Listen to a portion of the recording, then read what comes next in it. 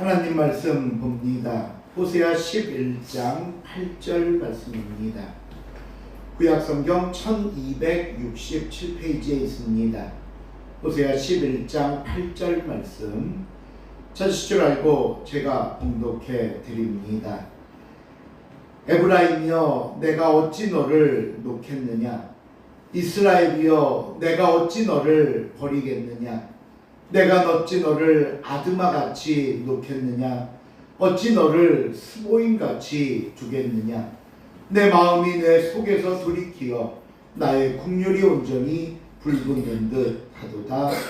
아멘.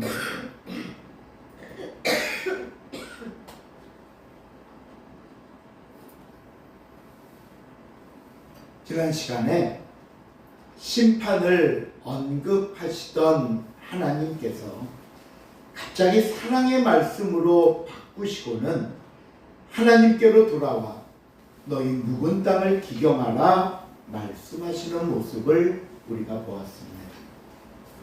더 늦으면 기회가 없기에, 아니 단순히 기회만 잃어버리는 것이 아니라 그 다음 하나님의 무서운 심판이 기다리고 있기에 하나님은 너무나 안타깝고 너무나 간절한 마음으로 우리에게 주셨던 하나님의 말씀이었습니다. 이후 오늘 본문은 이런 하나님의 사랑과 이스라엘의 불순종을 대조적으로 표현하면서 하나님이 그들을 얼마나 사랑하셨는가를 보여주는 말씀입니다. 이를 위해 본문에서 설명하고 있는 하나님과 이스라엘과의 관계는 아버지와 아들의 관계입니다. 아버지 되시는 하나님께서 당신의 자녀인 이스라엘을 어느 정도로 사랑하고 계시는가. 본문 1절을 한번 보십시오. 1절에 보니까 이런 말씀이 있습니다. 이스라엘이 어렸을 때에 내가 사랑하여 내 아들을 애굽에서 불러냈거늘. 이 말씀은 출애굽 사건을 언급하시는 내용입니다. 내 아들 이스라엘이 어렸을 때에, 여기서 이 어리다는 표현은요, 이스라엘이 스스로 자신을 구원할 힘이 없을 때를 의미하는 것으로서 결국 하나님께서 당신의 능력으로 이스라엘을 애굽으로부터 불러내어 자유와 구원을 허락하셨음을 말씀하고 있는 내용입니다. 그렇다면 여러분 한번 생각해 보세요. 하나님이 이스라엘을 애굽에서 불러내신 이유가 무엇일까요? 왜 불러내셨을까요? 그 이유는요, 이스라엘은 하나님께서 사랑하는 아들이기 때문입니다. 오늘 이 자리에 계신 우리 부모님들 한번 생각해 보십시오.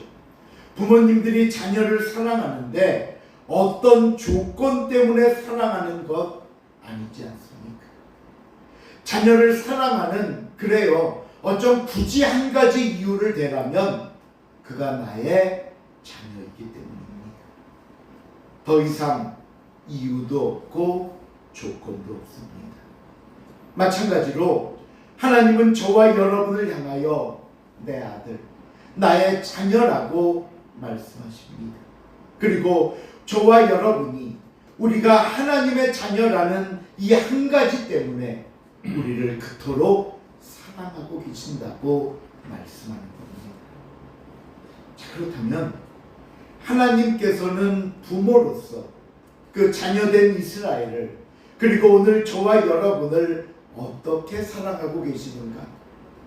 오늘 본문을 보면요, 하나님의 사랑을 모두 5가지로 나누어 설명하고 있습니다. 먼저 오늘 본문 3절 말씀을 한번 다 같이 읽어봅니다. 3절 시작. 그러나 내가 에브라임에게 흐름을 가르치고 내 팔로 안았음에도 내가 그들을 고치는 줄을 그들이 알지 못하였도다. 5가지 하나님의 사랑 가운데 첫 번째, 하나님은 그들에게 걸음을 가르쳤습니다.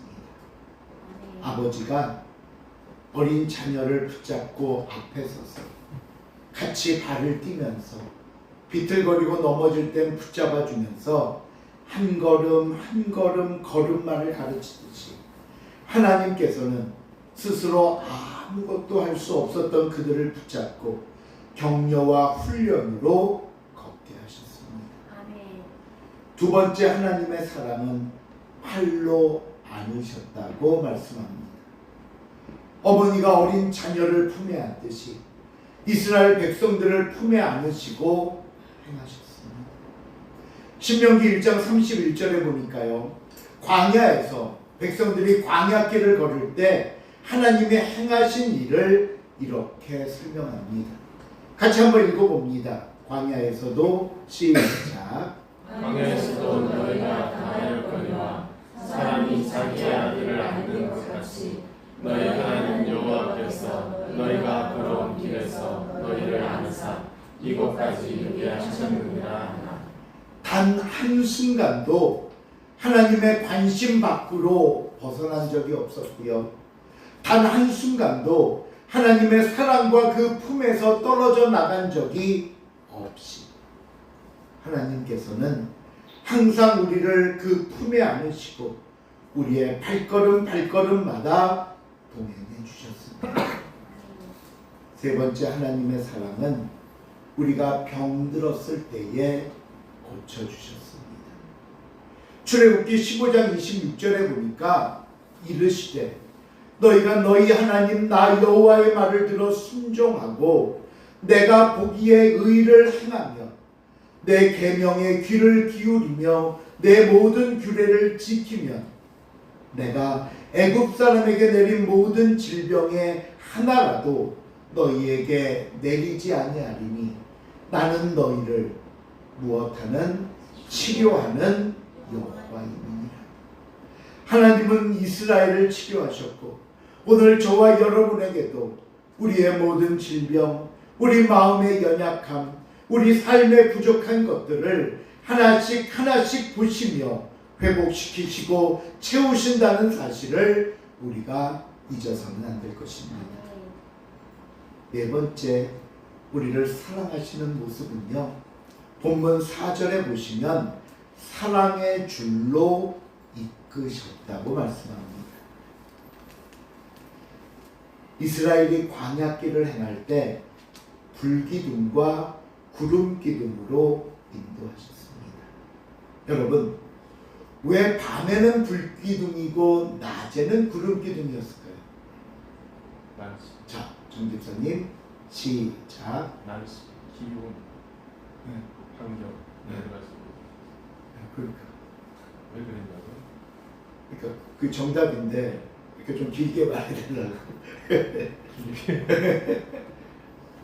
상황에 맞게 하는 것을 볼 수도 있죠. 네, 그거예요. 네. 날씨, 기후, 환경, 상황. 네. 밤에는 어둠을 밝히고 사막 광야의 추위를 몰아내기 위해 불기둥을 앞세우셨고 낮에는 뜨거운 태양빛과 그 열기를 식히기 위해 구름기둥을 앞세우셨습니다.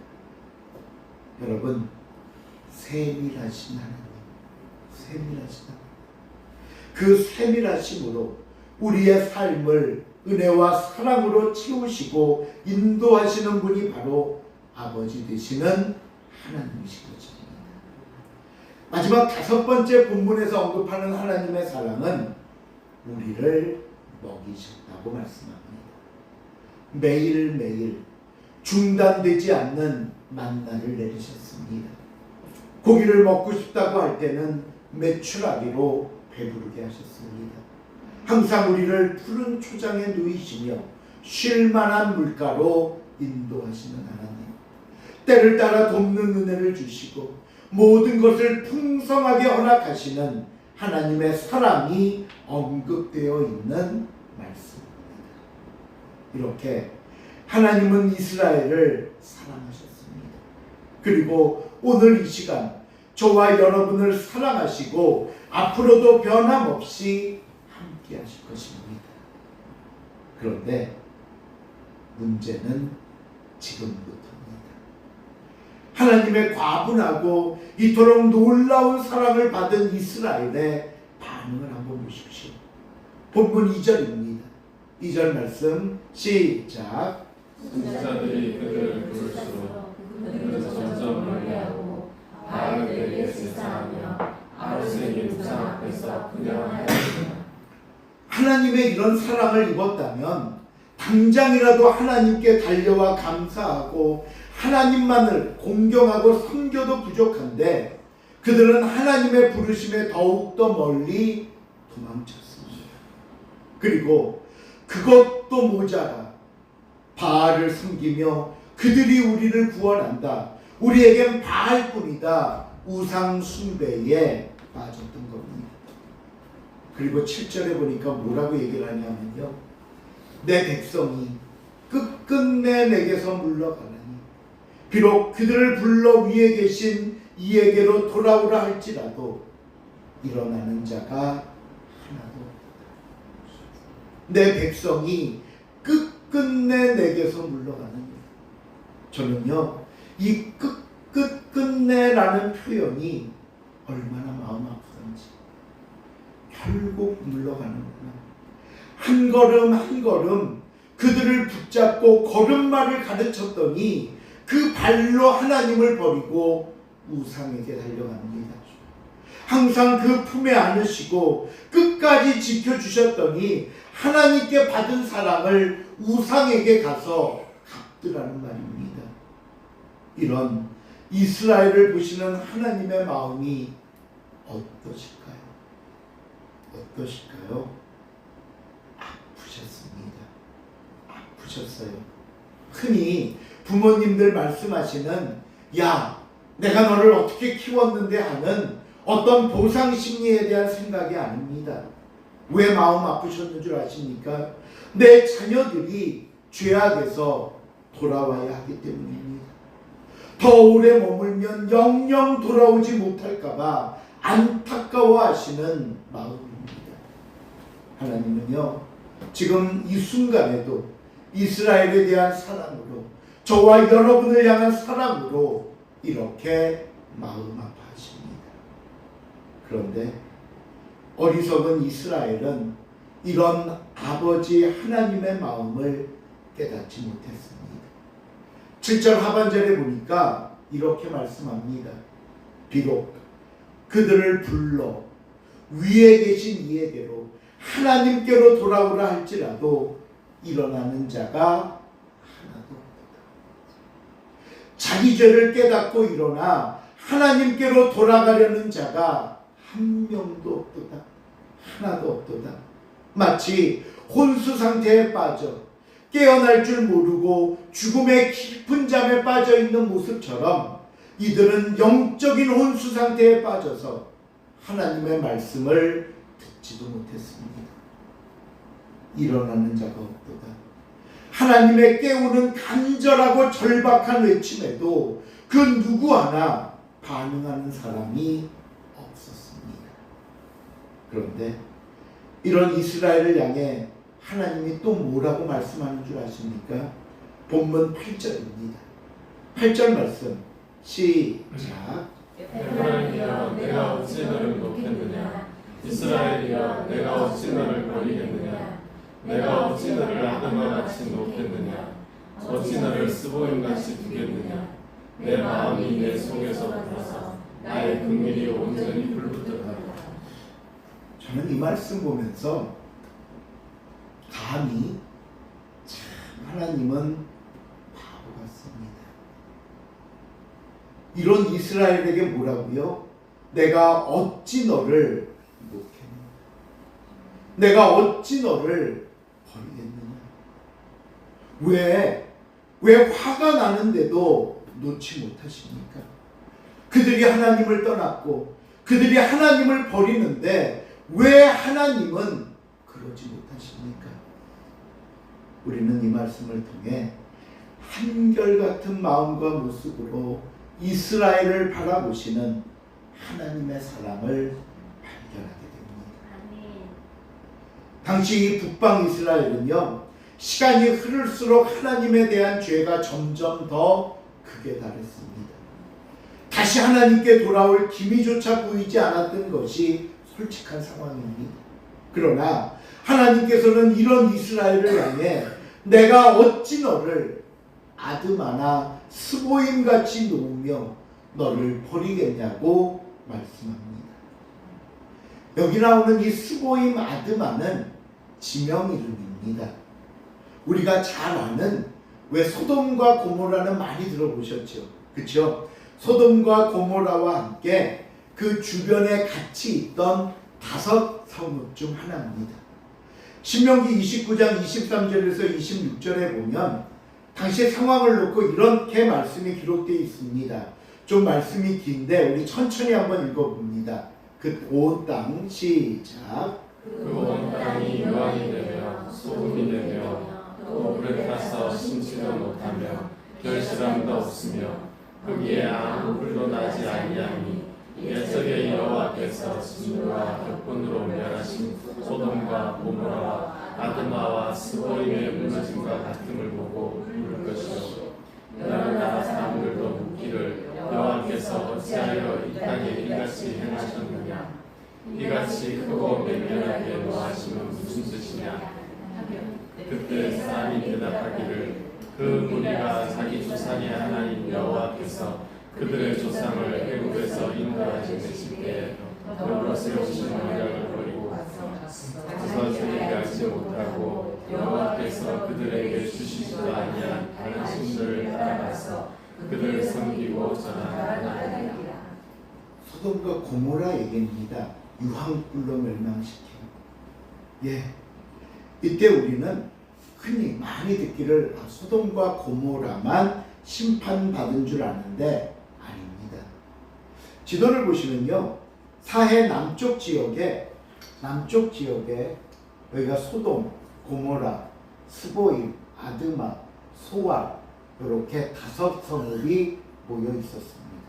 이게 사해예요. 사해 남쪽 지역에 5개 성읍을 보실 수 있는데 이 5개 성읍 가운데 이제 천사들이 아브라함의 조카에게 가서 피하라고 얘기하잖아요. 그래서 조카가 여기 빨간색으로 도인되어 있는 소알 땅으로 피합니다. 그때 롯의 부인은 뒤돌아봐서 소금 기둥이 되었지. 소알로 피하면서 이 소알은 심판을 면했고요. 롯이 있었으니 나머지 소돔과 고모라, 오늘 본문에 나오는 아드마와 스보임, 이 4곳의 성읍은 유황불에 의한 하나님의 심판을 받게 된 겁니다. 결국 오늘 본문에서 내가 너를 스보임같이 아드마같이 놓겠느냐 이 말씀은요, 지금 이스라엘이 당시 소돔과 고모라, 아드마와 스보임처럼 하나님의 무서운 심판 앞에 놓여 있다는 말씀입니다. 아니, 이 정도로 지금 이스라엘의 죄는 크고 무거웠습니다. 하나님의 부르심에 회개하라는 말씀에 그 어떤 반응도 하지 않았던 이스라엘이지 않습니까? 하지만 그래도 하나님은 이스라엘 민족을 내가 아드마같이, 내가 스보임같이 멸망하시거나 포기하셔서 저버릴 수는 없다고 말씀하고 있습니다. 왜요? 아직도 그들을 사랑하고 계시기 때문입니다. 그러나 여러분, 이 하나님의 사랑을 너무 쉽게 단정하지 마십시오. 하나님이시니까 당연히 우리를 사랑하셔야지 라고 말씀하시지 마십시오. 하나님께서 이 이스라엘을 사랑하기 위해서는, 그리고 오늘 역시 동일하게 항상 하나님의 마음을 아프게 하며 사는 저와 여러분을 용서하고 저와 여러분을 사랑하기 위해서는 하나님께서 친히 감당해야 할 고통과 아픔이 있었다는 사실을 기억하시기 바랍니다. 그 하나님의 고통이 뭔 줄 아십니까? 우리를 사랑하기에 감당해야 했던 하나님의 아픔이 뭔 줄 아십니까? 오늘 본문 8절 제일 마지막에 보니까 하나님이 이렇게 말씀합니다. 나의 긍휼이 온전히 불붙는 듯하다. 하나님 안에는 이스라엘로 인하여 타는 듯한 아픔이 있다고 말합니다. 이스라엘을 사랑하시기 위해서, 그들에게 긍휼을 베푸시기 위해서는 하나님이 감당하셔야 할 불붙는 것과 같은, 타들어가는 것과 같은 아픔이셨습니다. 오늘 이 말씀 앞에서 나 자신을 돌아볼 줄 아는 저와 여러분이 될 수 있기를 바랍니다. 과연 하나님께서 오늘 저와 여러분을 바라보시며 무엇이라 말씀할까요? 기억하십시오. 저와 여러분을 기다리시며 저와 여러분을 향해 오래 참으시는 하나님의 마음은 나로 인해 그 긍휼이 불붙는 듯 하다고 말씀하고 있습니다. 이제 마지막 9절입니다. 하나님은 9절 말씀을 통해 진정한 사랑이 무엇인가를 우리에게 말씀하는데요. 9절 한번 읽어봅니다. 시작. 내가 나의 맹렬한 징조를 나타내지 아니하며 내가 다시는 에브라임을 멸하지 아니하리니 이는 내가 하나님이요 사람이 아니라 내 가운데 있는 거룩함이니 진노함으로 내게 임하지 아니하리라. 나는 하나님이요 사람이 아닙니다. 이 말씀은요, 하나님의 사랑은 우리의 사랑과는 다르다는 말씀입니다. 그러면 하나님의 사랑과 우리 사랑의 가장 큰 차이가 뭘까요? 그것은 희생입니다. 성경이 말씀하는 사랑이란 바로 이런 겁니다. 죄로 영원히 죽었던 저와 여러분은 하나님과 원수되어 더 이상 하나님을 사랑하지도 않고 하나님에게 관심도 없는 저와 여러분을 구원하시기 위하여 하나밖에 없는 외아들을 죽음의 자리까지 내어주신 하나님 아버지의 사랑입니다. 친구를 위하여 목숨을 버리는 것보다 더 큰 사랑이 없다 말씀하시며 오늘 저와 여러분을 가리켜 너희는 내 친구기에 내가 너희를 위하여 목숨을 버리노라 하시며 십자가에 달려 생명까지 내어주셨던 예수 그리스도의 사랑입니다. 바로 이런 모습을 성경은 사랑이라고 말씀하고 계시고 이런 사랑을 오늘도 아니 영원토록 저와 여러분에게 베푸실 것이라고 성경은 하나님은 약속하고 있습니다. 말씀을 맺습니다. 하나님은 저와 여러분을 이렇게 사랑하셨고 지금도 사랑하고 계십니다. 그런데 여러분, 내가 너를 사랑한단다 하시는 이 말씀을 들으면서도 어떤 대답도, 어떤 반응도, 어떤 감사도, 어떤 행동도 없는 영적인 혼수 상태에 빠져 있는 저와 여러분이 아닙니까? 저와 여러분의 모습 때문에, 저와 여러분의 행동 때문에 하나님의 긍휼하심이 불붙는 듯 하시지는 않으십니까? 이 시간 사랑하는 성도 여러분, 하나님의 진정한 사랑을 기억하며 사는 저와 여러분이 될 수 있기를 바랍니다. 하나님의 사랑에 감사할 수 있는 저와 여러분이 될 수 있기를 바랍니다. 그 사랑이 오늘 나를 살게 한다는 사실을 우리가 깨달아야 할 것입니다. 하나님 감사합니다. 저도 하나님을 사랑합니다. 우리의 기도와 우리의 삶 속에서 하나님 아버지를 본받아 이런 사랑을 감당할 수 있는 저와 여러분이 될 수 있기를 다시 한번 주님의 이름으로 부탁을 드립니다. 기도하시겠습니다. 사랑의 하나님 감사합니다. 끝끝내 내게서 멀어졌도다. 오늘도 그 하나님의 음성을 들으며 그것이 내 모습이고 그것이 내 마음이고 그것이 우리의 생각이기에 한없이 부끄러우며 죄송하기만 합니다. 그러나 하나님, 오늘도 그 긍휼하심으로 우리에게 베푸시며 그럼에도 불구하고 우리를 사랑하시는 내가 사람이 아니라고 말씀하시는 그 하나님의 사랑을 잊지 않게 하시고 그러기에 돌아오게 하시고 그러기에 깨닫고 주님 앞에 엎드릴 수 있는 복된 삶이 되게 하여 주시옵소서. 감사드리오며 예수님의 이름으로 기도하옵나이다. 아멘.